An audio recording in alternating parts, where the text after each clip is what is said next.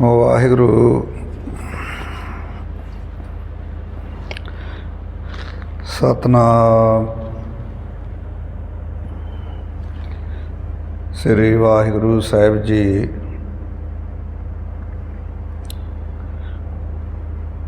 ਪਰਮ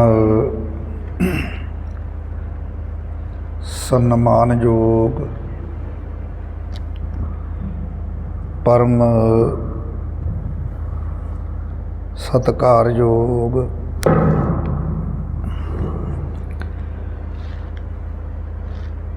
ਜੁਗ ਜੁਗ ਅਟਲ ਸ਼ਬਰ ਛਤਰ ਤਖਤ ਦੇ ਮਾਲਕ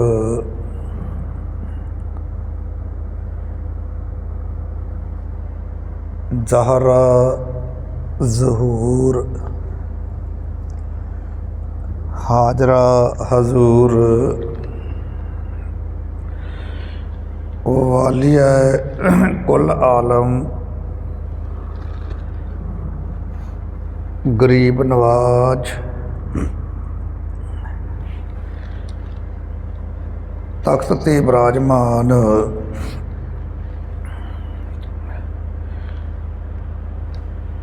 ਦਸੋਂ ਪਾਤਸ਼ਾਹੀਆਂ ਦੀ ਜਾਗਦੀ ਜੋਤ, ਧੰਨ ਧੰਨ ਸਾਹਿਬ ਸ੍ਰੀ ਗੁਰੂ ਗ੍ਰੰਥ ਸਾਹਿਬ ਮਹਾਰਾਜ ਦੀ ਪਾਵਨ ਪਵਿੱਤਰ ਹਜ਼ੂਰੀ ਦੇ ਅੰਦਰ ਜੁੜ ਬੈਠੀ ਗੁਰੂ ਰੂਪ ਸਾਧ ਸੰਗਤ ਜੀਓ, ਆਓ ਮਨ ਬਿਰਤੀਆਂ ਨੂੰ ਇਕਾਗਰਤਾ ਬਖਸ਼ੀਏ।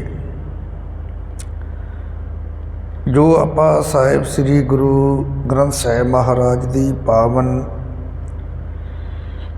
ਇਲਾਹੀ ਬਾਣੀ ਦੀ ਲੜੀਵਾਰ ਵਿਚਾਰ ਕਰ ਰਹੇ ਹਾਂ, ਆਓ ਇਸ ਪਾਵਨ ਵਿਚਾਰ ਨੂੰ ਅੱਗੇ ਪ੍ਰਾਰੰਭ ਕਰੀਏ ਜੀ। ਸਤਨਾਮ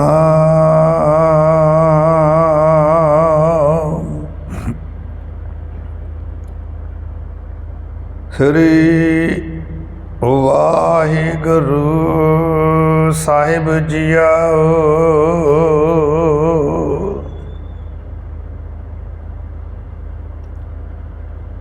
ਹਮ ਅਵਗੁਣ ਭਰੇ ਏਕ ਗੁਣ ਨਾਹੀ, ਅੰਮ੍ਰਿਤ ਛਾੜ ਬਿਖੇ ਬਿਖ ਖਾਹੀ, ਮਾਇਆ ਮੋਹ ਪਰਮ ਪੈ ਭੁਲੇ, ਸੁਤ ਦਾਰਾ ਸਿਉ ਪ੍ਰੀਤ ਲਗਾਈ। ਇੱਕ ਉੱਤਮ ਪੰਥ ਸੁਣਿਓ ਗੁਰ ਸੰਗਤ, ਇਹ ਮਲੰਤ ਜਮ ਤਰਾਸ ਮਟਾਈ। ਇੱਕ ਅਰਦਾਸ ਭਾਟ ਕੀਰਤ ਕੀ, ਗੁਰ ਰਾਮਦਾਸ ਰਾਖੋ ਸਰਨਾਈ। ਸਤਨਾਮ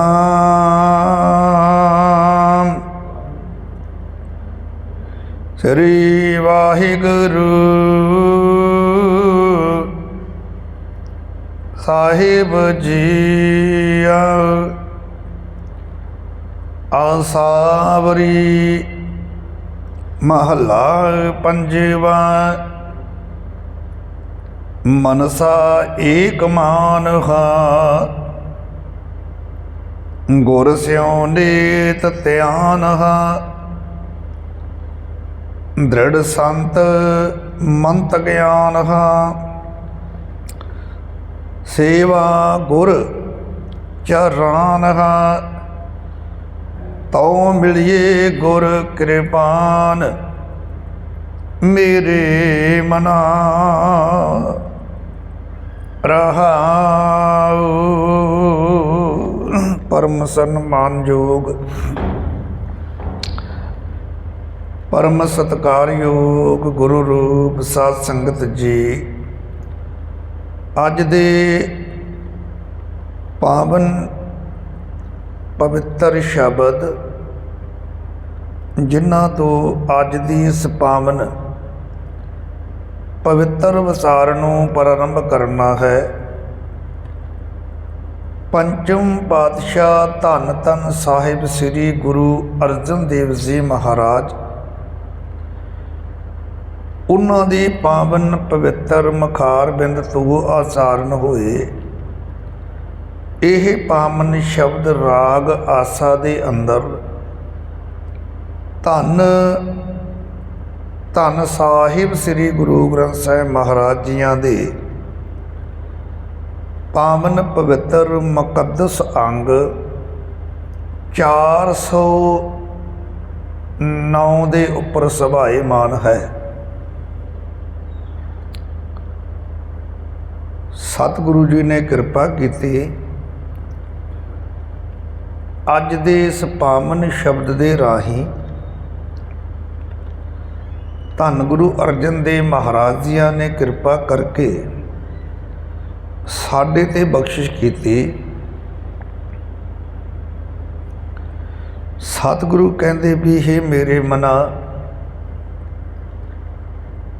उस अकाल पुरख परमेश्वर परमात्मा नूं किवें मिलना है। कल मेरे सतगुरु ने कृपा की सी, कल भी ये गल समझाई सी, ऐसे लालन पायो री सकी कि ऐस ढंग दे नाल वो प्यारा परमेश्वर परमात्मा मिलता है। कल भी तरीका दसिया सतगुरु ने, गोबिंद गोबिंद कर हाँ, हर हर मन प्यार हाँ, गुर कया सूचित धर हाँ, अन स्यों तोर फेर हाँ, ऐसे लालन पायो री सके। ये ढंग से अज सतगुरु ने फिर इसों दोहराउंदियां होया फिर सानू सचेत किया ते गल अज शुरू की अपने मन तो। कल सी शब्द री सखी कि हे सतसंगी सहेलिए, हे मेरिए भैणे, ऐ गुरमुख धन, ये शब्द सन। अज सतगुरु ने अपने मन तो गल शुरू की ते समझाउणा सानू कीता। सतगुरु जी ने कृपा की शुरुआत करदियां सतगुरु कहंदे मनसा एक मान हा, हे मेरे मना, एक परमात्मा दे मलाप दी तांग मनसा इच्छा, एक अकाल पुरख परमेश्वर परमात्मा दे मलाप दी तांग वो अपने हिरदे दे विच कायम कर, मान मनना कर, इच्छा धारना करके मैनू वो अकाल पुरख परमेश्वर परमात्मा किवें मिले, उहदे मलाप दी तांग तेरे मन विच होवे। उस दाते दे मलाप दी तांग जिहड़ी है सतगुरु कहंदे ये इच्छा धारण कर। पहला कर्म, उदू अगे हुण तू करना की है, उसनों मिलन दे लई करी की करेगा, क्योंकि इच्छा हरेक दी है, चाहे वह मनुख किन्ना भी अंदर दा करूर होवे, वकारी होवे, पर इच्छा हरेक दी हुंदी है कि मैनू परमात्मा मिले। हुण सतगुरु ने अगे जो कहा, कहंदे भी पहला कर्म के तू उस परमात्मा दे मिलाप दी तांग ये अपने हिरदे दे अंदर अपने अंदर कायम कर ला। ते शुरुआत अगों कितों करी, गुर स्यों नेत ध्यान हा, ते गुरु दे चरनां दे विच जुड़ के सदा परमात्मा दा ध्यान टकाया कर। ये तेरा पहला कर्म है। सतगुरु के चरणों में टिकना वो की है? जिमें कि आप सत संगत करते हो, संगत में जुड़ के बैठे हो, ये है सतगुरु के चरणों के नाल जुड़ना। तो सतगुरु कहते सतगुरु के चरणों में जुड़ ते सदा उस अकाल पुरख परमेश्वर परमात्मा के ध्यान में टिकिया रहे। पहला कर्म। अगे फिर की करना? फिर दृढ़ संत मंत ज्ञान। हाँ, कला संगत विच बैठना ये जरूरी नहीं। मैं कल भी बेनती कर रहा सी कि केवल संगत विच बैठना जरूरी नहीं है कि भाई मैं तो संगत विच बैठा आ गया, मैं संगत कीती, ठीक है। पर जे संगत कीती मन करके तू किते होर अडौरियां लाउंदा होवे, शरीर करके तू संगत विच बैठा होवे पर तेरा मन किते होर होवे, मन घर दे कारोबारां विच पिया होवे, घर दे कम्मां धंधियां विच जुड़िया होवे मन, ते शरीर करके तू संगत विच बैठा, की फायदा उहदा तैनूं कोई लाभ नहीं। करना की है? सतगुरु कहते पहला कर्म ये करी कि परमात्मा दे मिलाप दी तांग तेरे मन विच होवे। उस तो अगे गुरसो नेत ध्यान हा, फिर दृढ़ संत मंत ज्ञान हा। कहते फिर गुरु के चरणों में जुड़ के सदा परमात्मा का ध्यान में टिकिया रही, संगत में बैठी ते संगत में बैठ के परमात्मा दे ध्यान में टिक जी, परमात्मा दे सिमरन बंदगी में टिकी। ये संगत तेरी कीती सफल भी तां ही होनी है। तो जे संगत में बैठ के पिछे जे बह के दो चार गल्लां बातां करके, किसी चुगलियां करके जां फोन ते गल्लां करके, क्योंकि अज सब तो वड्डी साडी वडंबना है, पाठ चलदा होवेगा ते अंदर नाल फोन खड़की जांदे है, कथा चलदी होवेगी ते फोन वजी जाणगे। फिर हैरानगी इस गल दी भी उठ के बाहर भी नहीं किसी ने सुनना, उत्ते बैठे उच्ची उच्ची गल्लां कर लग पैणगे। जेड़ा कोई प्यारा गुरमुख तुहाडे वर्गा जुड़ के उस अकाल पुरख परमात्मा की बंदगी सिमरन करदा हो रहा होवेगा, जुड़िया होवेगा, ध्यान नाल सुनदा होवेगा, वो भी डिस्टर्ब होवेगा, उहदा ध्यान भी भटकेगा। क्यों? जेड़े संत महापुरुष सन औकात की गल क्यों करते सन? साडे भी सतगुरु कहते भी जेड़ा समा तेरा ना अमृत वेला क्यों चुनिया गया? अमृत वेले चुनन का मकसद ही ये सी कि इस वेले एक तो शोर शराबा बड़ा घट हुंदा, कोई वाहन चलने, कोई होर ज़्यादा शोर शराबा नहीं हुंदा। बंदा जो भी मनुख जुड़ेगा बंदगी विच एकांत में जुड़ेगा, उनको डिस्टरबेशन नहीं होगी। पर ज़्यादा तौर पर असी देखते हैं, मैं जी पहला गल की तकरीबन साडे नाल वापरदियां ने, रोज़ाना ही वापरदियां ने। पाठ चलता होवेगा, कथा चलती होवेगी, फोन आ गया, साइलेंट भी नहीं करना, रिंग वजी चक लिया, उत्थे गल्लां कर लग पे, नालदियां नूं भी डिस्टर्ब कर दिता। पर हुण सतगुरु जी इत्थे गल समझाउण लगे कि भाई पहला कर्म ये मना, ये काम करी कि परमात्मा दे मिलाप दी तांग अपने अंदर कायम कर, सतगुरु के चरणों में जुड़ के सदा परमात्मा का ध्यान में टिकिया रहा कर, भाव के संगत करी ते संगत में उस परमात्मा के ध्यान में टिक जी। उदों अगे दृढ़ संत मंत ज्ञान। हाँ, कहते फिर उदों अगे सतगुरु का उपदेश जिहड़ा ना, जिहड़ा हुण जिवें आपां बाणी दी विचार कर रहे हैं, सतगुरु का उपदेश है। जो गुरबाणी की विचार हो रही है, गुरबाणी की है? ये सतगुरु का उपदेश है, ये तुर की बाणी है। जो उपदेश सतगुरु नूं उस अकाल पुरख परमात्मा दे वल्लों मिलिया, वो उपदेश सतगुरु ने सानू समझाउणा कीता। हुण उस तरह समझाउंदे दृढ़ संत मंत ज्ञान। कहंदे गुरु के उपदेश दी ਜਾਣ ਪਛਾਣ ਭਾਵ ਦ੍ਰਿੜ ਸੰਤ ਮੰਤ ਗਿਆਨ ਹਾਂ। ਸਤਿਗੁਰੂ ਦੇ ਉਪਦੇਸ਼ ਦੀ ਆਪਣੇ ਹਿਰਦੇ ਦੇ ਅੰਦਰ ਜਾਣ ਪਛਾਣ ਮਜ਼ਬੂਤ ਕਰ ਲਾ, ਭਾਵ ਕਿ ਆਪਣੇ ਹਿਰਦੇ ਦੇ ਅੰਦਰ ਸਤਿਗੁਰੂ ਦੇ ਉਪਦੇਸ਼ ਨੂੰ ਪੱਕਾ ਕਰ ਤੇ ਫਿਰ ਸੇਵਾ ਗੁਰ ਚਰਾਨ ਹਾਂ। ਫਿਰ ਗੁਰੂ ਦੇ ਚਰਨਾਂ ਵਿੱਚ ਰਹਿ ਕੇ ਤੇ ਦੋ ਕਰਮ ਸੇਵਾ ਤੇ ਭਗਤੀ, ਇਹ ਦੋਨੇ ਕਰਮ ਕਰਨੇ ਆ। ਸੇਵਾ ਕਰੀ ਤੇ ਭਗਤੀ ਕਰੀ, ਸੇਵਾ ਵੀ ਕਰੀ ਭਗਤੀ ਸਿਮਰਨ ਬੰਦਗੀ ਵੀ ਕਰੀ। ਬਸ ਸਤਿਗੁਰੂ ਕਹਿੰਦੇ ਹੇ ਮੇਰੇ ਮਨਾ, ਐਸ ਢੰਗ ਦੇ ਨਾਲ ਐਸ ਤਰੀਕੇ ਦੇ ਨਾਲ ਤਉ ਮਿਲੀਏ।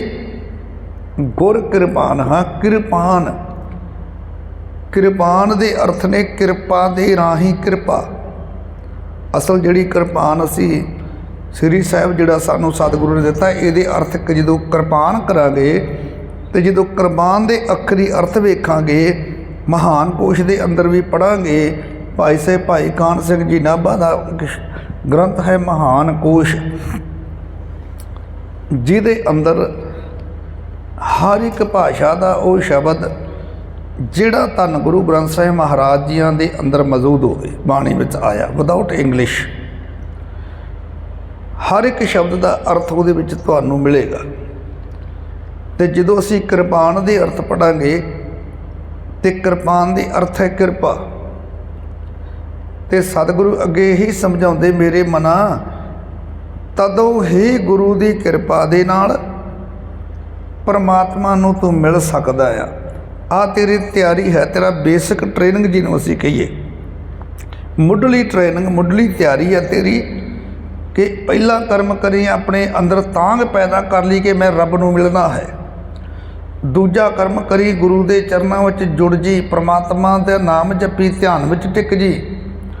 ਤੀਸਰਾ ਕਰਮ ਇਹ ਕਿ ਗੁਰੂ ਦੇ ਉਪਦੇਸ਼ ਨੂੰ ਆਪਣੇ ਹਿਰਦੇ ਵਿੱਚ ਪੱਕਾ ਕਰ ਲਾ। ਔਰ ਚਿਗਲਾ ਕਰਮ ਤੇਰਾ ਹੈ ਗੁਰੂ ਦੇ ਚਰਨਾਂ ਵਿੱਚ ਰਹਿ ਕੇ ਸੇਵਾ ਵੀ ਕਰੀ ਤੇ ਭਗਤੀ ਵੀ ਕਰ। ਸੇਵਾ ਵੀ ਕਰਨੀ ਹੈ ਤੇ ਭਗਤੀ ਵੀ ਕਰਨੀ ਹੈ। ਤੇ ਸਤਿਗੁਰੂ ਕਹਿੰਦੇ ਹੇ ਮੇਰੇ ਮਨਾ, ਐਸ ਢੰਗ ਦੇ ਨਾਲ ਗੁਰੂ ਦੀ ਕਿਰਪਾ ਦੇ ਸਦਕਾ ਤੈਨੂੰ ਉਸ ਪ੍ਰਮਾਤਮਾ ਦਾ ਮਿਲਾਪ ਜਿਹੜਾ ਉਹ ਹਾਸਲ ਹੋਵੇਗਾ। ਰਹਾਉ ਟੂਟੇ ਆਨ ਪ੍ਰਾਨ ਰਵਿਓ ਸਰਬ ਥਾਨ ਲਹਉ ਜਮ ਭਿਆਨ ਪਾਇਓ ਪੇੜ ਥਾਨ ਤਉ ਚੁਕੀ ਸਗਲ ਕਾਨ। ਹੁਣ ਅੱਗੇ ਸਤਿਗੁਰੂ ਜੀ ਨੇ ਕਿਰਪਾ ਕੀਤੀ, ਬਖਸ਼ਿਸ਼ ਕਰਕੇ ਅੱਗੇ ਸਤਿਗੁਰੂ ਰਹਾਉ ਤੋਂ ਅੱਗੇ ਕਹਿਣ ਲੱਗੇ ਟੂਟੇ ਅਨ ਪ੍ਰਾਨ ਹਾਂ। ਅਨ ਪ੍ਰਾਨ ਹੇ ਮੇਰੇ ਮਨਾ, ਜਦੋਂ ਸਾਰੀਆਂ ਭਟਕਣਾ ਖਤਮ ਹੋ ਜਾਣ, ਅਨ ਪ੍ਰਾਨ, ਅਨ ਹੋਰ ਪ੍ਰਾਨ ਭਟਕਣਾ, ਹੇ ਮੇਰੇ ਮਨਾ ਜਦੋਂ ਹੋਰ ਭਟਕਣਾ ਮੁੱਕ ਜਾਂਦੀਆਂ ਨੇ, ਫਿਰ ਰਵਿਓ ਸਰਬਥਾਨ ਹਾਂ। ਫਿਰ ਪਤਾ ਲੱਗਦਾ ਕਿ ਜਦੋਂ ਹਰੇਕ ਥਾਂ ਵਿੱਚ ਪਰਮਾਤਮਾ ਹੀ ਵਿਆਪਕ ਦਿਸਦਾ ਹੈ। ਫਿਰ ਭਾਵ ਕਿ ਜਦੋਂ ਮਨ ਦੀ ਭ੍ਰਾਂਤੀ ਹੋਰ ਦੁਨਿਆਵੀ ਭਟਕਣਾ ਖਤਮ ਹੋ ਜਾਣ, ਤੇ ਭਟਕਣਾ ਕਿਵੇਂ ਖਤਮ ਹੋਣੀਆਂ ਨੇ ਇਹ ਸਤਿਗੁਰੂ ਨੇ ਸਾਨੂੰ ਉੱਤੇ ਸਮਝਾ ਕੇ ਆਏ ਨੇ ਕਿ ਭਾਈ ਤੇਰੀ ਭਟਕਣਾ ਕਿਤੇ ਕਿਵੇਂ ਖਤਮ ਹੋਵੇਗੀ, ਰੱਬ ਨੂੰ ਕਿਵੇਂ ਮਿਲੇਗਾ। ਅੱਗੇ ਸਤਿਗੁਰੂ ਕਹਿੰਦੇ ਜਦੋਂ ਸਾਰੀਆਂ ਤੇਰੀਆਂ ਭਟਕਣਾ ਖਤਮ ਹੋ ਜਾਣ, ਉਦੋਂ ਫਿਰ ਹਰੇਕ ਥਾਂ 'ਤੇ ਪ੍ਰਮਾਤਮਾ ਨਜ਼ਰ ਆਉਂਦਾ ਹੈ। ਫਿਰ ਜਰੇ ਜਰੇ ਵਿੱਚ ਉਸ ਪ੍ਰਮਾਤਮਾ ਦੇ ਦਰਸ਼ਨ ਹੁੰਦੇ ਨੇ। ਰਵਿਓ ਸਰਬ ਥਾਨ, ਸਾਰੀਆਂ ਥਾਵਾਂ ਦੇ ਉੱਤੇ ਵਸਦਾ ਨਜ਼ਰ ਆਵੇਗਾ। ਜਦੋਂ ਹਰ ਥਾਂ 'ਤੇ ਰੱਬ ਨਜ਼ਰ ਆਵੇ, ਫਿਰ ਆਹ ਡਰ ਜਿਹੜਾ ਜਮਾਂ ਦਾ ਲਹੋ ਜਮ ਭਿਆਨ ਹਾਂ। ਤੇ ਜਦੋਂ ਫਿਰ ਕਹਿੰਦੇ ਆ ਜਿਹੜੇ ਜਮ ਭਿਆਨ, ਡਰਾਉਣੇ ਜਮ, ਆ ਡਰਾਉਣੇ ਜਮਾਂ ਦਾ ਸਹਿਮ ਜਿਹੜਾ ਹੈ ਸਤਿਗੁਰੂ ਕਹਿੰਦੇ ਫਿਰ ਖਤਮ ਹੋ ਜਾਂਦਾ ਹੈ। ਇਹ ਜਿਹੜੇ ਜਮਾਂ ਦਾ ਡਰ ਨਾ, ਕਦ ਤੱਕ ਕਰਮ ਕਮਾਵਣੇ ਦੋਸ਼ ਨਾ ਕਾਹੋਂ ਜੋਗ, ਪਰਮੇਸ਼ਰ ਤੇ ਭੁੱਲਿਆ ਵਿਆਪਣ ਸਭੇ ਰੋਗ। ਵੇਮੁਖ ਹੋਏ ਰਾਮ ਤੇ ਲੱਗਣ ਜਨਮ ਜੋ ਖਿਨਮੈ ਕੌੜੇ ਹੋਏ ਗਏ ਜਿਤੜੇ ਮਾਇਆ ਭੋਗ ਵਿੱਚ ਨਾ ਕੋਈ ਕਰ ਸਕੈ ਕਿਸ ਥੈਂ ਰੋਵੇਂ ਰੋਜ਼। ਕਹਿੰਦੇ ਆਹ ਡਰ ਆ ਜਮਾਂ ਦਾ, ਇਹ ਜਮਾਂ ਦਾ ਡਰ ਜਿਹੜਾ ਹੈ ਸਵੈਮ ਖਤਮ ਹੋ ਜਾਏਗਾ, ਲੈ ਜਾਵੇਗਾ। ਫਿਰ ਪਾਇਓ ਪੇੜ ਥਾਨਹਾ, ਪੇੜ ਦਰਖਤ। ਕਹਿੰਦੇ ਜਿਹੜਾ ਅਕਾਲ ਪੁਰਖ ਪਰਮੇਸ਼ਰ ਪਰਮਾਤਮਾ ਜੋ ਸਾਰੇ ਸੰਸਾਰ ਦਾ ਮੁੱਢ ਹੈ, ਉਸ ਹਰੀ ਪਰਮਾਤਮਾ ਦੇ ਚਰਨਾਂ ਦਾ ਤੈਨੂੰ ਟਿਕਾਣਾ ਮਿਲ ਜਾਣਾ ਹੈ। ਤੇ ਉਦੋਂ ਅੱਗੇ ਸਤਿਗੁਰੂ ਕਹਿੰਦੇ ਫਿਰ ਤਉ ਚੁੱਕੇ ਸਗਲ ਕਾਨਹਾ। ਕਹਿੰਦੇ ਭਾਈ ਫਿਰ ਜਦੋਂ ਨਾ ਤੇਰੀ ਸਾਰੀ ਜਿਹੜੀ ਮਥਾਜਗੀ ਹੈ, ਹਰੇਕ ਕਿਸਮ ਦੀ ਕਾਣ ਮਥਾਜਗੀ ਉਹ ਤੇਰੀ ਖਤਮ ਹੋ ਜਾਵੇਗੀ। ਤੈਨੂੰ ਭਾਵ ਕਿ ਫਿਰ ਕਿਸੇ ਦੀ ਮਥਾਜਗੀ ਨਹੀਂ, ਫਿਰ ਤੂੰ ਕਹੇਗਾ ਜਾਂ ਤੂੰ ਮੇਰੇ ਵੱਲ ਹੈ ਤਾਂ ਕਿਆ ਮੁਖ ਛੰਦਾ।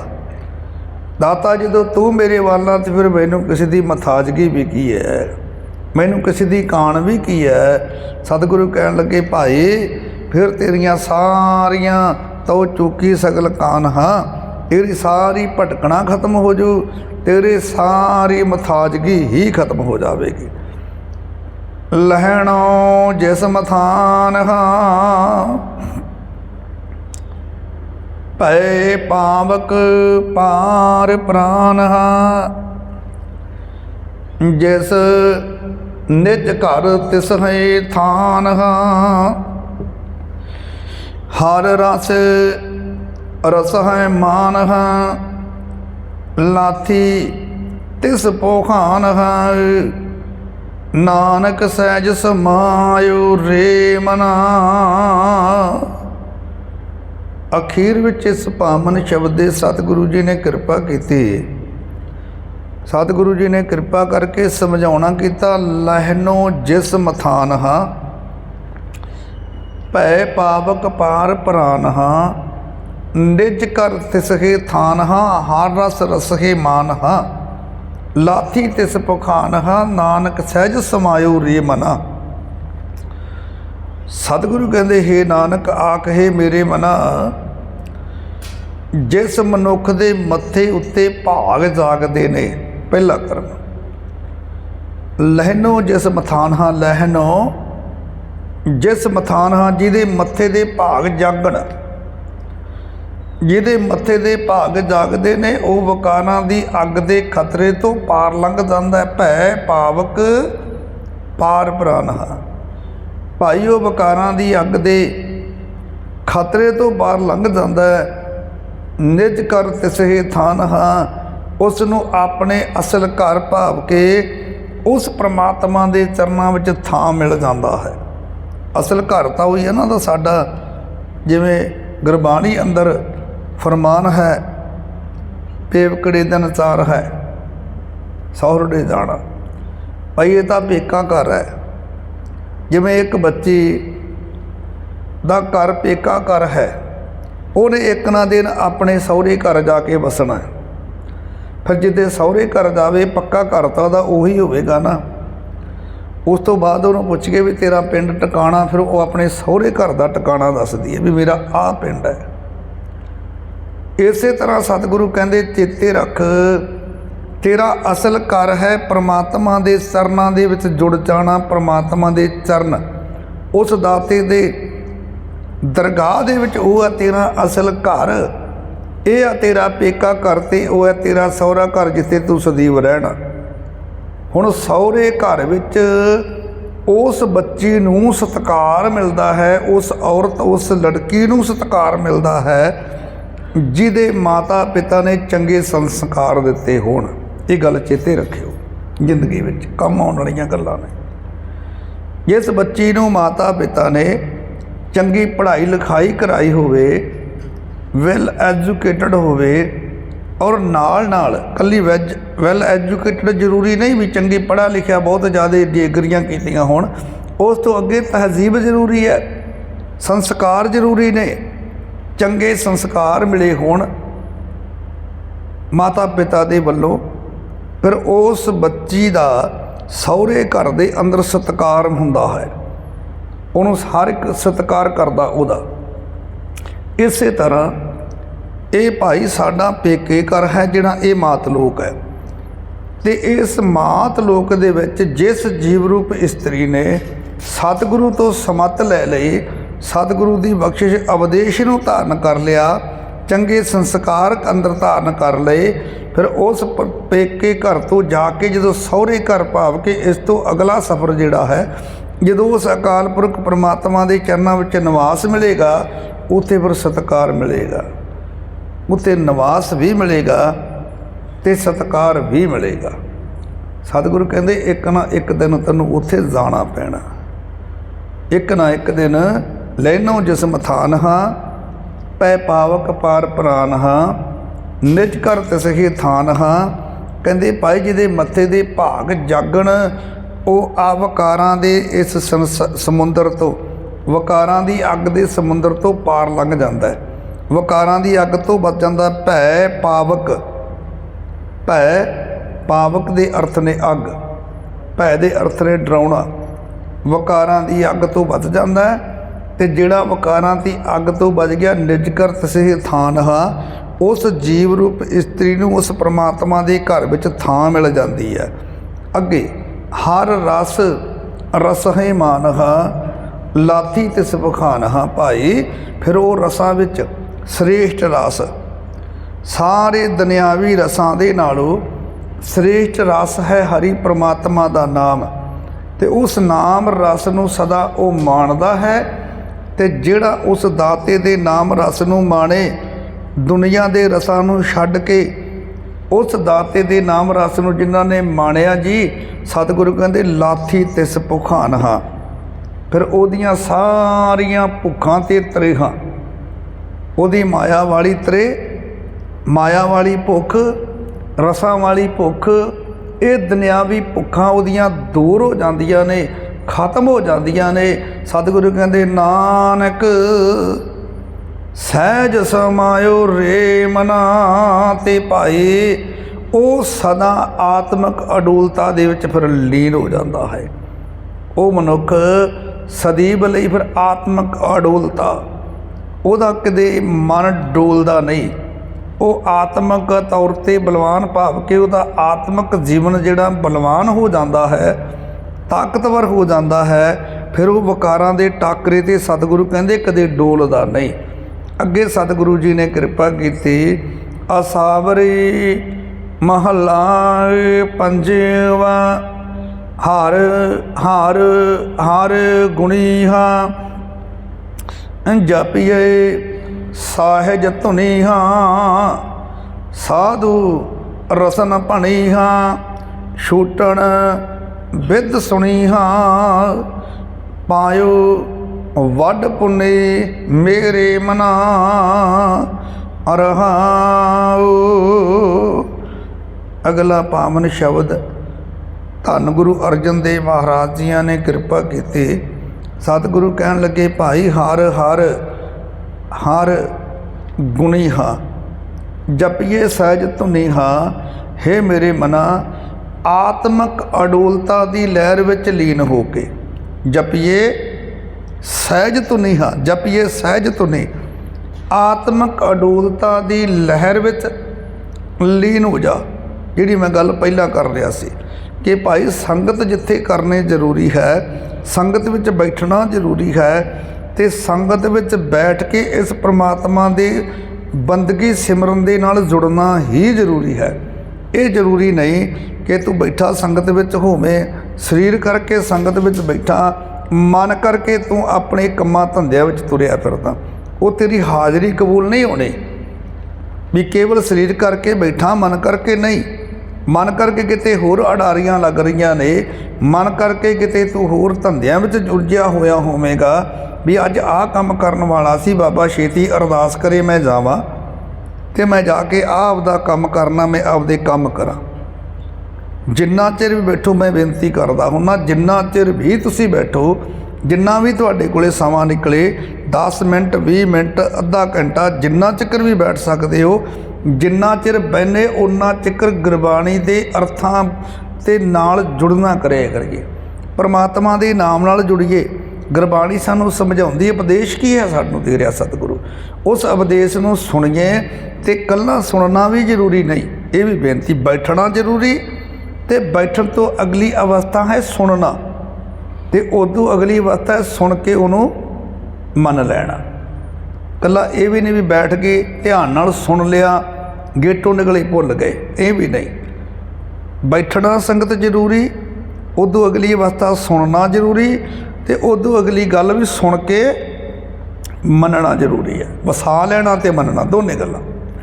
ਹੁਣ ਸਤਿਗੁਰੂ ਕਹਿੰਦੇ ਵੀ ਹਰ ਹਰ ਗੁਣੀ ਹਾਂ ਜਪੀਏ, ਸਹਿਜ ਤੋਂ ਨਹੀਂ ਜਪਣਾ। ਕਿਵੇਂ ਆ ਸਹਿਜ ਅਵਸਥਾ ਦੇ ਵਿੱਚ? ਸਹਿਜ ਅਵਸਥਾ ਕੀ ਹੈ? ਆਤਮਿਕ ਅਡੋਲਤਾ। ਆਤਮਿਕ ਅਡੋਲਤਾ ਉਹੀ ਜਿਹੜੀ ਗੱਲ ਮੈਂ ਆਪ ਜੀ ਨਾਲ ਕਰ ਰਿਹਾ ਸੀ ਵੀ ਆਪਾਂ ਆਪਣੇ ਮਨ ਨੂੰ ਸਥਿਰ ਕਰ ਲੈਣਾ, ਵੀ ਕੇਵਲ ਤੇ ਕੇਵਲ ਅਕਾਲ ਪੁਰਖ ਪ੍ਰਮਾਤਮਾ ਦੇ ਨਾਮ ਬਾਣੀ ਨਾਲ ਮਨ ਜੁੜ ਜਾਵੇ, ਹੋਰ ਕਿਸੇ ਪਾਸੇ ਭਟਕੇ ਨਾ। ਇਹ ਹੈ ਸਹਿਜ ਅਵਸਥਾ, ਇਹ ਹੈ ਆਤਮਿਕ ਅਡੋਲਤਾ। ਸਤਿਗੁਰੂ ਕਹਿੰਦੇ ਆਤਮਿਕ ਅਡੋਲਤਾ ਦੀ ਲਹਿਰ ਵਿੱਚ ਲੀਨ ਹੋ ਕੇ ਉਸ ਪ੍ਰਮਾਤਮਾ ਦਾ ਨਾਮ ਸਦਾ ਜਪਣਾ ਚਾਹੀਦਾ। ਇਹ ਜਪਣ ਦਾ ਢੰਗ ਹੈ, ਤਰੀਕਾ ਦੱਸਿਆ ਸਤਿਗੁਰੂ ਨੇ ਅੱਗੇ। ਹਰ ਹਰ ਹਰ ਗੁਣੀ ਹਾਂ, ਕਹਿੰਦੇ ਭਾਈ ਜਿਹੜਾ ਉਹ ਪ੍ਰਮਾਤਮਾ ਹਰੀ ਪਰਮੇਸ਼ਰ, ਹਰੀ ਦੇ ਅਰਥ ਜਦੋਂ ਕਰਾਂਗੇ, ਹਰੀ ਦੇ ਅਰਥ ਕਰਾਂਗੇ, ਸੁੱਕੇ ਹੋਏ ਮਨਾਂ ਨੂੰ ਮਨੂਰ ਹੋ ਚੁੱਕੇ ਮਨ। ਮਨੂਰ ਦੇ ਅਰਥ ਮੈਂ ਥੋੜ੍ਹੇ ਜਿਹੇ ਕਰ ਜਾਵਾਂ, ਕਿਉਂਕਿ ਕਈਆਂ ਨੂੰ ਸਮਝ ਨਹੀਂ ਪੈਣੀ ਕਿ ਮਨੂਰ ਕੀ ਹੁੰਦਾ ਹੈ। ਮਨੂਰ ਉਸ ਨੂੰ ਕਿਹਾ ਜਾਂਦਾ ਜਿਹੜਾ ਆਪਣੇ ਘਰਾਂ 'ਚ ਲੋਹਾ ਹੋਵੇ ਅਤੇ ਲੋਹੇ ਨੂੰ ਜੰਗਾਲ ਪੈ ਜਾਂਦੀ ਹੈ, ਔਰ ਜਿਹੜੀ ਜੰਗਾਲ ਪੈ ਗਈ, ਜਿਹੜਾ ਉਹ ਜੰਗਾਲ ਪਾ ਕੇ ਲੋਹੇ ਨੂੰ ਖਾਂਦੀ ਹੈ, ਉਹ ਜਿਹੜੀ ਥੱਲੇ ਡਿੱਗ ਪੈਂਦਾ ਲੋਹਾ ਜੰਗਾਲ ਕਰਕੇ, ਉਹਨੂੰ ਮਨੂਰ ਕਿਹਾ ਜਾਂਦਾ ਹੈ। ਉਹ ਮਨੂਰ ਹੈ।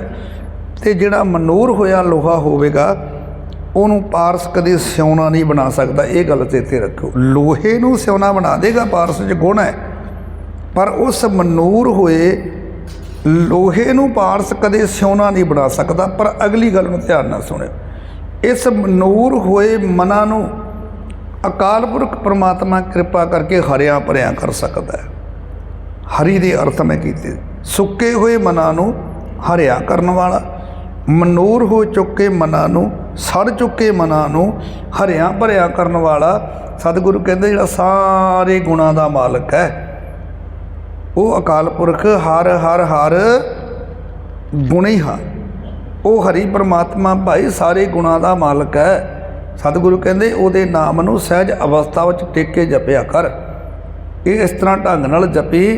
ਅਤੇ ਅੱਗੇ ਫਿਰ ਸਤਿਗੁਰੂ ਕਹਿੰਦੇ ਸਾਧੂ ਰਸਨ ਭਣੀ ਹਾਂ, ਛੂਟਣ ਬਿਧ ਸੁਣੀ ਹਾਂ। ਕਹਿੰਦੇ ਭਾਈ ਆਪਣੀ ਰਸਨਾ, ਸਾਧੂ ਰਸਨ, ਰਸਨ ਦੇ ਅਰਥ ਰਸਨਾ ਜੀਵ, ਭਣੀ ਹਾਂ। ਸਤਿਗੁਰੂ ਕਹਿਣ ਲੱਗੇ ਭਾਈ ਫਿਰ ਐਂ ਕਰੀ ਕਿ ਜਦੋਂ ਤੂੰ ਗੁਰੂ ਦੀ ਸ਼ਰਨ ਵਿੱਚ ਪਾਵੇਂਗਾ ਨਾ, ਸਤਿਗੁਰੂ ਦੀ ਸ਼ਰਨ ਵਿੱਚ ਪੈ ਕੇ ਆਪਣੀ ਇਹ ਰਸਨਾ ਦੇ ਨਾਲ, ਆਪਣੀ ਜੀਭਾਂ ਦੇ ਨਾਲ ਪਰਮਾਤਮਾ ਦੇ ਗੁਣ ਉਚਾਰਨਾ ਕਰੀ। ਪਰਮਾਤਮਾ ਦੇ ਸਾਧੂ ਰਸਨ ਭਣੀ ਹਾਂ। ਸਾਧੂ ਦੇ ਅਰਥ ਸਤਿਗੁਰੂ। ਸਤਿਗੁਰੂ ਦੀ ਸ਼ਰਨ ਵਿੱਚ ਪੈ ਕੇ ਸਤ ਸੰਗਤ ਕਰੀ ਅਤੇ ਉਸ ਅਕਾਲ ਪੁਰਖ ਪਰਮਾਤਮਾ ਦੇ ਨਾਮ ਨੂੰ ਆਪਣੀ ਜੀਭਾ ਦੇ ਨਾਲ ਜਪਣਾ ਕਰੀ, ਉਹਦੇ ਗੁਣ ਉਚਾਰਨਾ ਕਰੀ, ਤਾਂ ਫਿਰ ਛੂਟਣ ਬਿਧ ਸੁਣੀ ਹਾਂ। ਕਹਿੰਦੇ ਬਸ ਮੇਰੇ ਮਨਾ, ਕਹਿੰਦੇ ਮੈਂ ਇਹ ਸੁਣਿਆ, ਸੁਣਿਓ ਜੋ ਧਿਆਨ। ਸਤਿਗੁਰੂ ਕਹਿੰਦੇ ਛੂਟਣ ਬਿਧ ਸੁਣੀ ਹਾਂ। ਹੇ ਮੇਰੇ ਮਨਾ ਆਹਾ ਹੀ ਵਿਧੀ, ਆ ਤਰੀਕਾ, ਆ ਢੰਗ ਮੈਂ ਸੁਣਿਆ ਕਿ ਜਨਮ ਤੇ ਮਰਨ ਦੇ ਗੇੜ ਤੋਂ ਮੁਕਤ ਹੋ ਜਾਈਦਾ। ਇਸ ਢੰਗ ਦੇ ਨਾਲ, ਜਿਹੜਾ ਢੰਗ ਸਤਿਗੁਰੂ ਨੇ ਸਮਝਾਇਆ ਕਿ ਆਤਮਿਕ ਅਡੋਲਤਾ ਹੋਏ ਟੇਕੇ ਪਰਮਾਤਮਾ ਦੇ ਨਾਮ ਨੂੰ ਜਪੇ ਜੋ ਸਾਰੇ ਗੁਣਾਂ ਦਾ ਮਾਲਕ ਹੈ, ਅਤੇ ਸਤਿਗੁਰੂ ਦੀ ਸ਼ਰਨ ਵਿੱਚ ਪੈ ਕੇ ਆਪਣੀ ਰਸਨਾ ਦੇ ਨਾਲ ਉਸ ਪਰਮਾਤਮਾ ਦੇ ਨਾਮ ਨੂੰ ਜਪਣਾ ਕਰੀ, ਉਹਦੇ ਗੁਣ ਉਚਾਰਨਾ ਕਰੀ। ਹੇ ਮੇਰੇ ਮਨਾ ਸੁਣ। ਸਤਿਗੁਰੂ ਕਹਿੰਦੇ ਸੁਣ ਹੀ ਸੁਣਨਾ ਹੈ, ਛੂਟਣ ਬਿਧ ਸੁਣੀਆਂ। ਕਹਿੰਦੇ ਮੇਰੇ ਮਨਾ ਫਿਰ ਸੁਣੀ। ਹੁਣ ਕਿਉਂ ਮੈਂ ਕੱਲ੍ਹ ਬੇਨਤੀ ਕੀਤੀ ਸੀ ਵੀ ਸੰਗਤ ਕੀ ਹੁੰਦੀ ਹੈ। ਸੰਗਤ ਮੈਂ ਬੇਨਤੀ ਕਰ ਰਿਹਾ ਸੀ ਵੀ ਇਕੱਲਾ ਬੰਦਾ ਵੀ ਸੰਗਤ ਕਰ ਸਕਦਾ ਹੈ। ਉਹ ਕੀ ਆਪਣੇ ਮਨ ਨਾਲ ਸੰਗਤ ਕਰੀਏ, ਜੀਭ ਰਸਨਾ ਤੋਂ ਉਚਾਰਨ ਕਰੀਏ, ਕੰਨਾਂ ਨਾਲ ਸੁਣਨਾ ਕਰੀਏ ਅਤੇ ਹਿਰਦੇ ਵਿੱਚ ਵਸਾਉਣਾ ਕਰੀਏ, ਇਹ ਵੀ ਸੰਗਤ ਹੈ। ਹੁਣ ਸਤਿਗੁਰੂ ਇੱਥੇ ਆਪਣੇ ਮਨ ਨੂੰ ਸਮਝਾਉਣ ਲੱਗੇ ਵੀ ਸੰਗਤ ਆ ਨਾ ਇੱਕ, ਆਪਣੇ ਮਨ ਨੂੰ ਸਮਝਾਉਣਾ ਸਤਿਗੁਰੂ ਸਾਨੂੰ ਸਮਝਾ ਰਹੇ ਨੇ, ਅਸੀਂ ਆਪਣੇ ਮਨ ਨੂੰ ਸਮਝਾਈਏ ਕਿ ਛੂਟਣ ਵਿਦ ਸੁਣੀ ਹਾਂ, ਹੇ ਮੇਰੇ ਮਨਾ ਸੁਣ। ਕਹਿੰਦੇ ਆ ਵਕਾਰਾਂ ਤੋਂ ਬਚਣ ਦਾ ਤਰੀਕਾ ਜਿਹੜਾ ਉੱਤੇ ਸਤਿਗੁਰੂ ਜੀ ਸਾਨੂੰ ਸਮਝਾ ਆਏ। ਜਿਹੜੀਆਂ 4 ਪਾਵਨ ਪੰਕਤੀਆਂ ਦੀ ਆਪਾਂ ਵਿਚਾਰ ਕੀਤੀ ਨਾ, ਅਖੀਰ ਵਿੱਚ ਸਤਿਗੁਰੂ ਕਹਿੰਦੇ ਆਹ ਤਰੀਕਾ ਹੈ, ਛੂਟਣ ਵਿਦ ਸੁਣੀ ਹਾਂ। ਤੇ ਫਿਰ ਕਹਿੰਦੇ ਵਿਦ ਮਿਲੂ ਕਿਵੇਂ, ਇਹ ਢੰਗ ਤਰੀਕਾ ਮਿਲੂ ਕਿਵੇਂ, ਪਾਈਏ ਵੱਡ ਪੁੰਨੀ ਮੇਰੇ ਮਨਾ। ਕਹਿੰਦੇ ਹੇ ਮੇਰੇ ਮਨਾ, ਆਹ ਵਕਾਰਾਂ ਤੋਂ ਬਚਣ ਦਾ ਤਰੀਕਾ ਹੈ ਜਿਹੜਾ ਉੱਤੇ ਸਤਿਗੁਰੂ ਨੇ ਦੱਸਿਆ ਕਿ ਆਤਮਿਕ ਅਡੋਲਤਾ ਵਿੱਚ ਟਿਕ ਕੇ ਉਸ ਅਕਾਲ ਪੁਰਖ ਪਰਮੇਸ਼ਰ ਪਰਮਾਤਮਾ ਦੇ ਨਾਮ ਨੂੰ ਜਪੀ, ਉਸ ਦਾਤੇ ਨੂੰ ਜਿਹੜੇ ਸਾਰੇ ਗੁਣਾਂ ਦਾ ਮਾਲਕ ਹੈ, ਸਤਿਗੁਰੂ ਦੀ ਸ਼ਰਨ ਪੈ ਕੇ ਆਪਣੀ ਰਸਨਾ ਦੇ ਨਾਲ, ਸੀਬਾ ਦੇ ਨਾਲ ਉਸ ਦਾਤੇ ਦੇ ਗੁਣ ਗਾਈ। ਕਹਿੰਦੇ ਬਸ ਆਹ ਛੂਟਣ ਵਿਦ ਸੁਣੀ ਹਾਂ, ਹੇ ਮੇਰੇ ਮਨਾ, ਵਕਾਰਾਂ ਤੋਂ ਛੁੱਟਣ ਦਾ ਆਹ ਹੀ ਸਭ ਤੋਂ ਵੱਡਾ ਤਰੀਕਾ ਹੈ ਜਿਹੜਾ ਸਤਿਗੁਰੂ ਜੀ ਨੇ ਸਮਝਾ ਦਿੱਤਾ। ਪਰ ਇਹ ਮਿਲੂ ਕਿਵੇਂ, ਇਹ ਸਭ ਤੋਂ ਵੱਡਾ ਸਵਾਲ ਖੜਾ ਹੁੰਦਾ ਇੱਥੇ। ਇਹ ਢੰਗ, ਇਹ ਤਰੀਕਾ, ਇਹ ਵਿਧ ਕਿਵੇਂ ਮਿਲੇ? ਸਤਿਗੁਰੂ ਕਹਿੰਦੇ ਪਾਈਏ ਵੱਡ ਪੁੰਨੀ ਮੇਰੇ ਮਨਾ। ਕਹਿੰਦੇ ਭਾਈ ਆਹ ਜਿਹੜਾ ਢੰਗ ਆ ਨਾ, ਇਹ ਤਰੀਕਾ ਕਹਿੰਦੇ ਵੱਡੇ ਭਾਗਾਂ ਨਾਲ ਪ੍ਰਾਪਤ ਹੁੰਦਾ ਹੈ। ਸੰਗਤ ਕਰਨੀ, ਸੰਗਤ ਵਿੱਚ ਬੈਠ ਕੇ ਮਨ ਕਰਕੇ, ਅਡੋਲਤਾ ਕਰਕੇ ਪਰਮਾਤਮਾ ਦੇ ਨਾਲ ਜੁੜਨਾ। ਕਹਿੰਦੇ ਆਹ ਢੰਗ ਤੇ ਆਹ ਤਰੀਕਾ ਵੱਡੇ ਭਾਗਾਂ ਦੇ ਨਾਲ ਮਿਲਦਾ ਜੀ। ਪਾਈਏ ਵੱਡ ਪੁੰਨੀ ਮੇਰੇ ਮਨਾ, ਇਹ ਤਰੀਕਾ, ਇਹ ਢੰਗ ਵੱਡੇ ਭਾਗਾਂ ਦੇ ਨਾਲ ਹੀ ਪ੍ਰਾਪਤ ਹੋ ਸਕਦਾ ਹੈ। ਰਹਾਉ ਖੋਜ ਹੈ ਜਨ ਮੁਨੀ ਹਾਂ, ਸਰਬ ਕਾ ਪ੍ਰਭ ਧਨੀ ਹਾਂ, ਦੁਲਭ ਕਲ ਦੁਨੀ ਹਾਂ, ਦੁਖ ਬਨਾਸਨੀ ਹਾਂ, ਪ੍ਰਭ ਪੂਰਨ ਆਸਣੀ ਮੇਰੇ ਮਨਾ। ਅੱਗੇ ਹੁਣ ਸਤਿਗੁਰੂ ਜੀ ਨੇ ਕਿਰਪਾ ਕੀਤੀ, ਕਹਿੰਦੇ ਹੇ ਮੇਰੇ ਮਨਾ, ਪ੍ਰਭ ਪੂਰਨ ਆਸਣੀ ਮੇਰੇ ਮਨਾ। ਹੇ ਮੇਰੇ ਮਨਾ, ਉਸ ਪਰਮਾਤਮਾ ਦੀ ਸੇਵਾ ਭਗਤੀ ਕਰਨੀ ਚਾਹੀਦੀ ਹੈ। ਸਤਿਗੁਰੂ ਜੀ ਨੇ ਵਾਰ-ਵਾਰ ਇਹ ਗੱਲ ਸਾਨੂੰ ਸਮਝਾਈ ਹੈ। ਕਹਿੰਦੇ ਖੋਜ ਹੈ ਜਨ ਮੁਨੀ ਹਾਂ, ਸਰਬ ਕਾ ਪ੍ਰਭ ਧਨੀ ਹਾਂ, ਦੁਲਭ ਕਲ ਦੁਨੀ ਹਾਂ, ਦੁਖ ਬਨਾਸਨੀ ਹਾਂ, ਪ੍ਰਭ ਪੂਰਨ ਆਸਨੀ ਮੇਰੇ ਮਨਾ। ਹੇ ਮੇਰੇ ਮਨਾ, ਚੇਤੇ ਰੱਖਿਓ ਪਰਮਾਤਮਾ ਦੀ ਸੇਵਾ ਭਗਤੀ ਕਰਨੀ ਚਾਹੀਦੀ ਹੈ। ਉਸ ਦਾਤੇ ਦਾ ਸਿਮਰਨ ਕਰਨਾ ਚਾਹੀਦਾ ਹੈ, ਉਹਦੇ ਗੁਣਾਂ ਨੂੰ ਗਾਉਣਾ ਚਾਹੀਦਾ ਹੈ, ਜਿਹਦਾ ਸਹੀ ਸਰੂਪ ਦੱਸਿਆ ਬਿਆਨ ਹੀ ਨਹੀਂ ਕੀਤਾ ਜਾ ਸਕਦਾ। ਪੂਰਨ ਪ੍ਰਭ ਪੂਰਨ ਆਸਨੇ। ਸਤਿਗੁਰੂ ਕਹਿੰਦੇ ਭਾਈ ਉਸ ਪਰਮਾਤਮਾ ਦਾ ਜਿਹੜਾ ਪੂਰਨ ਤੌਰ 'ਤੇ ਸਰੂਪ ਜਿਹੜਾ ਹੈ ਉਹਨੂੰ ਬਿਆਨ ਨਹੀਂ ਕੀਤਾ ਜਾ ਸਕਦਾ। ਖੋਜ ਹੈ ਜਨ ਮੁਨੀਹਾ, ਕਹਿੰਦੇ ਜਿਹਦਾ ਭੇਦ ਪਾਇਆ ਨਹੀਂ ਜਾ ਸਕਦਾ ਮੇਰੇ ਮਨਾ, ਉਸ ਪਰਮਾਤਮਾ ਦੇ ਨਾਲ ਪਿਆਰ ਪਾ ਲਾ, ਉਸ ਪਰਮਾਤਮਾ ਦੇ ਨਾਲ ਪਿਆਰ ਪਾ ਮੇਰੇ ਮਨਾ। ਜਿਹੜਾ ਸਾਰੇ ਰਿਸ਼ੀ ਤੇ ਮੁਨੀ ਉਸ ਪਰਮਾਤਮਾ ਨੂੰ ਹੀ ਖੋਜਦੇ ਆ ਰਹੇ ਨੇ। ਧਿਆਨ ਨਾਲ ਸੁਣੇ, ਖੋਜ ਹੈ ਜਨ ਮੁਨੀਹਾ। ਹੇ ਮੇਰੇ ਮਨਾ, ਤੂੰ ਉਸ ਪਰਮਾਤਮਾ ਦਾ ਧਿਆਨ ਧਰਿਆ ਕਰ ਜਿਸ ਪਰਮਾਤਮਾ ਨੂੰ ਸਾਰੇ ਰਿਸ਼ੀ ਮੁਨੀ ਭਗਤ ਜਨ ਧੁਰ ਤੋਂ ਲੈ ਕੇ ਉਸ ਨੂੰ ਖੋਜਦੇ ਆ ਰਹੇ ਨੇ।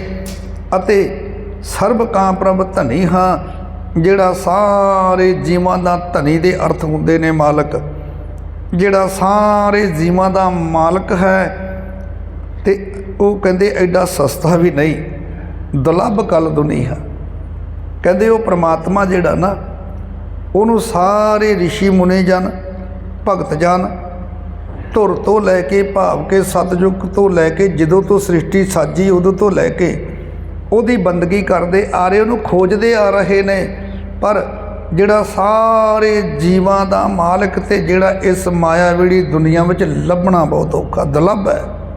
ਦੁਲਭ ਕਲਯੁਗ ਦੁਨੀਆ, ਇਸ ਕਲਯੁਗ ਦੀ ਦੁਨੀਆ ਦੇ ਅੰਦਰ ਜਿਸ ਪ੍ਰਮਾਤਮਾ ਨੂੰ ਲੱਭਣਾ ਬਹੁਤ ਔਖਾ ਹੈ। ਸਤਿਗੁਰੂ ਕਹਿੰਦੇ ਮੁੱਢ ਤੋਂ ਲੈ ਕੇ ਨਾ ਆ ਜਿੰਨੇ ਰਿਸ਼ੀ ਮੁਨੀ ਜਨ ਭਗਤ ਜਨ ਹੋਏ ਸਾਰੇ ਉਹਨੂੰ ਖੋਜਦੇ ਆ ਰਹੇ ਨੇ। ਕਹਿੰਦੇ ਦੁੱਖ ਵਿਨਾਸ਼ਨੀ ਹਾਂ।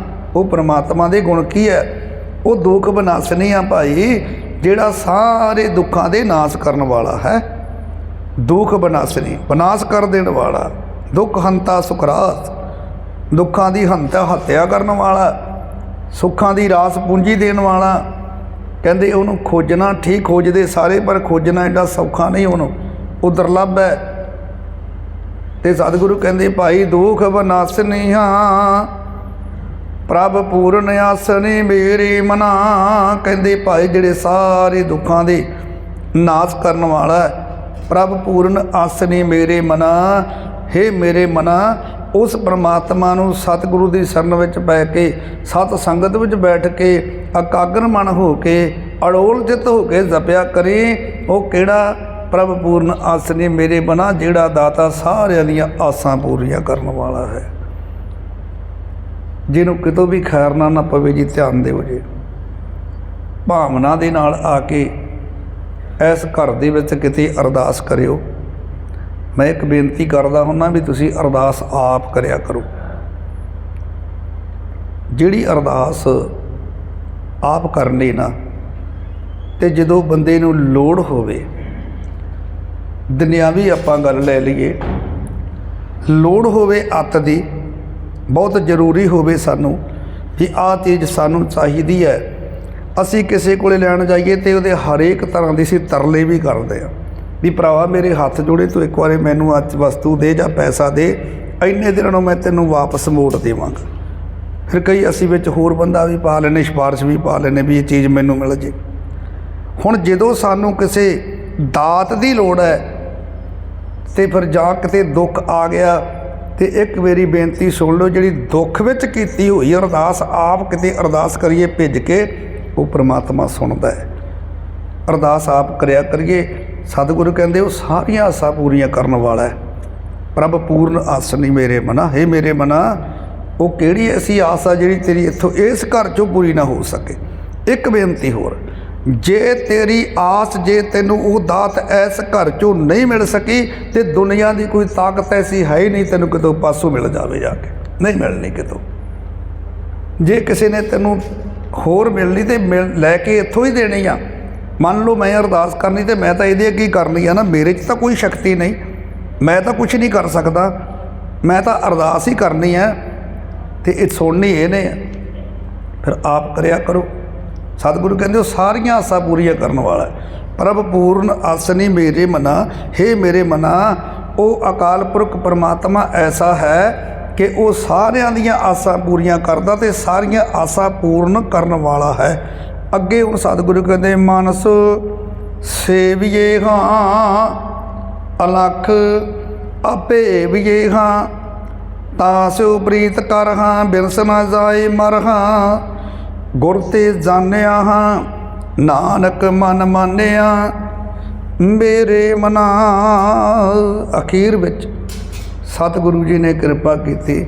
ਸਤਿਗੁਰੂ ਕਹਿੰਦੇ ਹੇ ਮੇਰੇ ਮਨਾ, ਉਸ ਅਕਾਲ ਪੁਰਖ ਪਰਮਾਤਮਾ ਦੀ ਮਨਸੋ ਸੇਵੀਏ ਹਾਂ। ਉਸ ਅਕਾਲ ਪੁਰਖ ਪਰਮਾਤਮਾ ਦੀ ਸੇਵਾ ਭਗਤੀ ਕਰਿਆ ਕਰ। ਉਸ ਹੋਰ ਜਿੱਥੇ ਤੂੰ ਕਰਮ ਕਾਂਡ ਕਰਦਾ ਹੈ, ਉਹਨਾਂ ਸਾਰੇ ਕਰਮ ਕਾਂਡਾਂ ਨੂੰ ਛੱਡ ਕੇ ਉਸ ਅਕਾਲ ਪੁਰਖ ਪਰਮਾਤਮਾ ਦੀ ਮਨਸੋ ਸੇਵੀਏ ਹਾਂ। ਉਸ ਪਰਮਾਤਮਾ ਦੀ ਸੇਵਾ ਭਗਤੀ ਕਰਨੀ ਚਾਹੀਦੀ ਹੈ। ਅੱਗੇ ਸਤਿਗੁਰੂ ਕਹਿੰਦੇ ਅਲਖ ਅਭੇਵੀਏ ਹਾਂ। ਅਲਖ ਦੇ ਅਰਥ ਆਪਾਂ ਬਹੁਤ ਵਾਰ ਕੀਤੇ ਆ। ਜਿਹਨੂੰ ਪੂਰਨ ਤੌਰ 'ਤੇ ਜਾਣਿਆ ਨਾ ਜਾ ਸਕਦੇ ਉਹਨੂੰ ਕਹਿੰਦੇ ਨੇ ਅਲਖ, ਅਤੇ ਲੱਖ ਦੇ ਅਰਥ ਹੁੰਦੇ ਨੇ ਲੱਖ, ਜਾਣਨਾ। ਅਤੇ ਜਦੋਂ ਐੜਾ ਅੱਗੇ ਲੱਗੇਗਾ, ਅਗੇਤਰ ਲੱਗ ਗਿਆ, ਨਾਂਹਵਾਚਕ ਸ਼ਬਦ ਬਣੇਗਾ, ਉਦੋਂ ਬਣੇਗਾ ਜਿਹਨੂੰ ਜਾਣਿਆ ਨਹੀਂ ਜਾ ਸਕਦਾ। ਅਲਖ ਅਭੇਵੀਏ ਹਾਂ। ਸਤਿਗੁਰੂ ਕਹਿੰਦੇ ਹੇ ਮੇਰੇ ਮਨਾ, ਉਸ ਅਕਾਲ ਪੁਰਖ ਪਰਮਾਤਮਾ ਦੀ, ਉਹਦੀ ਸੇਵਾ, ਉਹਦੀ ਭਗਤੀ, ਉਹਦੀ ਬੰਦਗੀ ਕਰਿਆ ਕਰ। ਉਹ ਪਰਮਾਤਮਾ ਹੈ ਕਿਹੜਾ?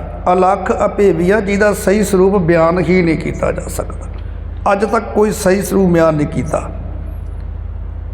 ਕਿਉਂਕਿ ਕੱਲ੍ਹ ਇੱਕ ਮੈਂ ਗੱਲ ਸੁਣ ਰਿਹਾ ਸੀ, ਮੈਂ ਥੋੜ੍ਹੀ ਜਿਹੀ ਬੇਨਤੀ ਕਰ ਦੇਵਾਂ। ਇੱਕ ਨੇ ਸਵਾਲ ਕਰਤਾ ਵੀ ਉਹ ਜਿਹੜਾ ਰੱਬ ਹੈ ਉਹ ਪਰਮਾਤਮਾ ਕਿਹੜੀ ਭਾਸ਼ਾ ਸਮਝਦਾ? ਧਿਆਨ ਦਿਓ ਜੀ। ਇੱਕ ਬੱਚੀ ਕਹਿੰਦੀ ਮੈਂ ਟਾਈਮ ਟਰੈਵਲਰ ਦੇ ਰਾਹੀਂ ਮੈਂ ਉਸ ਸੂਰਜ ਦੇ ਗ੍ਰਹਿ 'ਤੇ ਵੀ ਗਈ, ਉਹਨੇ ਕਈ ਗੱਲਾਂ ਕੀਤੀਆਂ, ਚਲੋ ਮੰਨਣਯੋਗ ਮੈਂ ਮੰਨਦਾ ਨਹੀਂ ਉਹਨਾਂ ਗੱਲਾਂ ਨੂੰ। ਅੰਮ੍ਰਿਤਧਾਰੀ ਬੱਚੀ ਆ, ਉਹਨੇ ਕਿਹਾ ਵੀ ਮੈਂ ਉੱਥੇ ਇਸ ਗ੍ਰਹਿ 'ਤੇ ਗਈ, ਮੈਂ ਰੱਬ ਨੂੰ ਮਿਲੀ, ਰੱਬ ਨਾਲ ਮੈਂ ਗੱਲਾਂ ਕੀਤੀਆਂ। ਹੁਣ ਸਵਾਲ ਖੜਾ ਹੋ ਗਿਆ ਵੀ ਤੂੰ ਰੱਬ ਨਾਲ ਤਾਂ ਗੱਲਾਂ ਕੀਤੀਆਂ ਤੇ ਭਾਸ਼ਾ ਕਿਹੜੀ ਸੀ ਰੱਬ ਦੀ? ਅਸੀਂ ਪੰਜਾਬੀ ਬੋਲਦੇ ਹਾਂ, ਕੋਈ ਹਿੰਦੀ ਬੋਲਦਾ, ਕੋਈ ਗੁਜਰਾਤੀ ਬੋਲਦਾ, ਮਰਾਠੀ ਬੋਲਦਾ, ਇੰਗਲਿਸ਼ ਬੋਲਦਾ, ਕੋਈ ਬੰਗਲਾ ਬੋਲਦਾ, ਕੋਈ ਫਾਰਸੀ ਬੋਲਦਾ। ਹੁਣ ਰੱਬ ਦੀ ਭਾਸ਼ਾ ਦੱਸੋ ਕਿਹੜੀ ਹੈ? ਇਹ ਤਾਂ ਬੜਾ ਵੱਡਾ ਇੱਕ ਸਵਾਲ ਹੈ।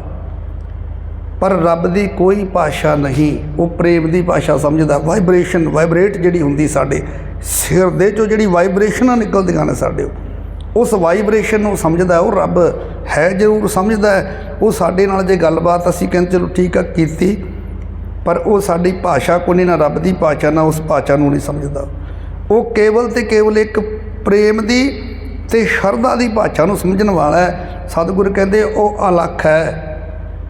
ਜਿੰਨਾ ਮਰਜ਼ੀ ਕੋਈ ਕਹੇ ਮੈਂ ਉਹਨੂੰ ਸਮਝਿਆ, ਉਹਨੂੰ ਮਿਲਿਆ, ਉਹਨੂੰ ਜਾਣਿਆ, ਪਰ ਸਤਿਗੁਰੂ ਕਹਿੰਦੇ ਉਹ ਪ੍ਰਮਾਤਮਾ ਅਲੱਖ ਅਭੇਵਗੇ ਹਾਂ।